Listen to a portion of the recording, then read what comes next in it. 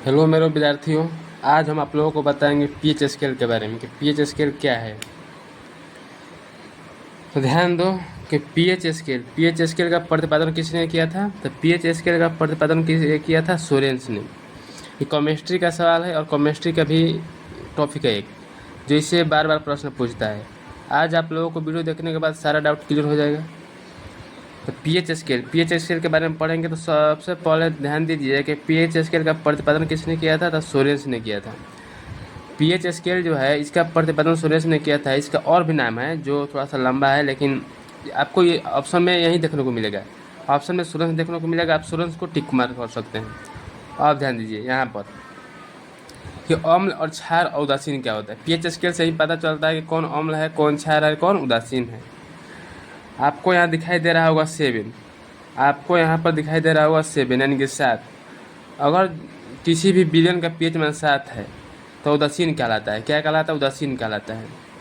उदासीन विलयन का मान पूछ देगा, उदासीन विलयन का पीएच मान कितना होता है तो 7 होता है।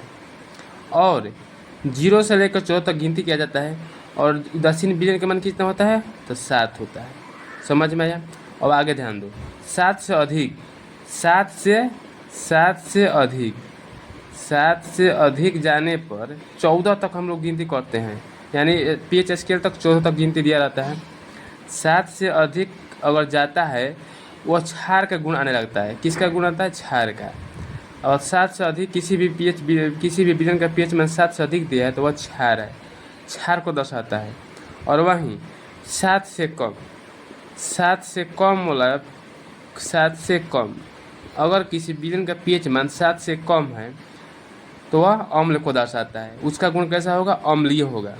इतना समझ में आया कि 7 को कहते उदासीन, किसी उदासीन विलयन का पीएच मान 7 होता है और 7 से अधिक होता है तो उसे क्षार कहा जाता है और 7 से कम वाले को अम्ल कहा जाता है। इतना समझ में आया कि नहीं समझ में? चलो इसी पर प्रश्न बताओ कि रक्त का पीएच मान कितना होता है। आप लोगों को कमेंट बॉक्स में जवाब देना है कि रक्त का पीएच मान कितना होता है। ऑप्शन में दिए हैं कि 7.4, बी में दिए हैं 8.4 और सी में दिए है 2.3 और डी में है नॉन मतलब होता कोई नहीं। तो आप लोगों को यह जो है उत्तर इसका कमेंट बॉक्स में बताना है। और आप लोगों को यह प्रश्न मतलब ये जो बताए हैं टॉपिक, इससे बार बार प्रश्न पूछता है मैट्रिक में, और आप लोगों का मैट्रिक या ऑन कॉम्पिटिटिव एग्जाम में भी पूछता है।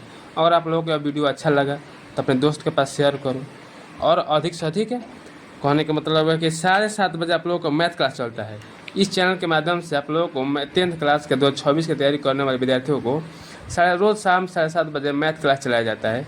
तो आप लोग लाइव क्लास भी जुड़ सकते हो। देखने के लिए वीडियो बहुत बढ़िया, धन्यवाद।